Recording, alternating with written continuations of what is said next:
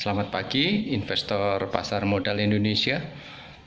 Pada sesi ini saya ingin menyampaikan tentang likuiditas.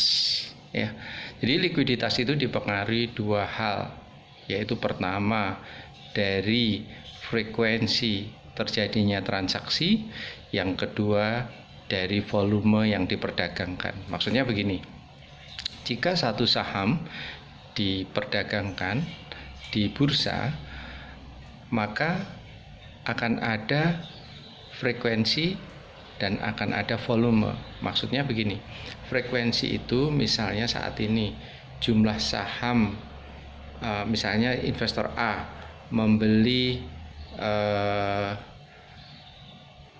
saham dengan harga 1.000 satu lot gitu misalnya.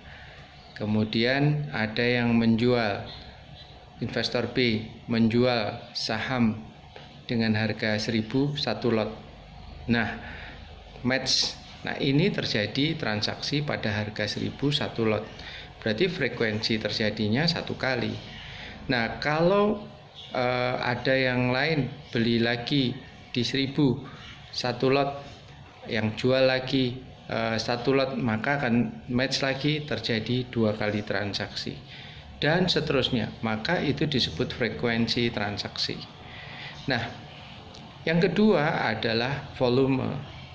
Kalau tadi hanya transaksinya satu lot itu berarti volumenya hanya satu lot saja. Kalau terjadi lagi 1.000 di harga 1.000 yang kedua tadi juga satu lot, berarti volume yang terjadi transaksinya hanya 2 lot. Itu volume transaksi. Nah, kalau kejadian di harga 1.000, 1.010, 1.020, 1.030 dan seterusnya itu terjadi dalam jumlah yang sangat banyak, maka akan muncul frekuensi transaksi dan volume transaksi. Frekuensi transaksi yang tinggi akan lebih baik dibarengi dengan volume transaksi yang tinggi. Begitu juga volume transaksi yang tinggi juga harus dibarengi dengan frekuensi transaksi yang tinggi.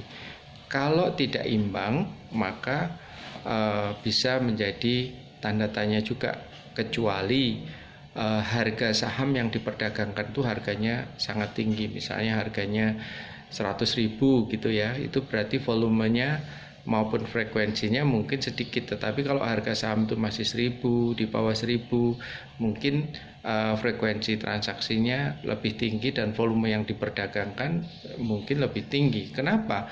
Karena lebih banyak orang bisa melakukan pembelian dalam jumlah yang besar. Nah, itu kira-kira gambaran mengenai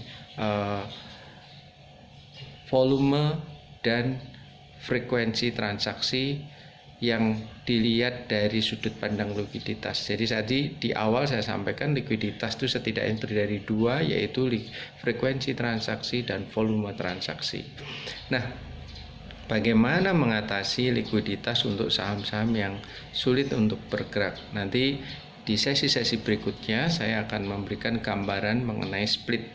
Apa sih sebenarnya stock split itu dan lain-lain, fungsi dari stock split dan lain-lain. Nah, pada sesi ini setidaknya Anda bisa memahami bahwa melakukan investasi atau melakukan trading itu Anda juga harus melihat likuiditas dari saham yang bersangkutan. Ketika likuiditasnya tinggi, maka Anda setidaknya mengurangi risiko, yaitu risiko likuiditas. Ketika likuiditasnya tinggi, maka risikonya rendah. Ketika likuiditasnya rendah, maka risikonya tinggi. Kenapa? Bisa jadi Anda membeli saham, tapi mau jual nggak bisa karena nggak liquid. Ya, volumenya nggak ketemu, frekuensinya nggak ketemu, harganya juga nggak ketemu. Akhirnya Anda terkena risiko likuiditas. Nah, risiko itu harus dibayar dengan apa?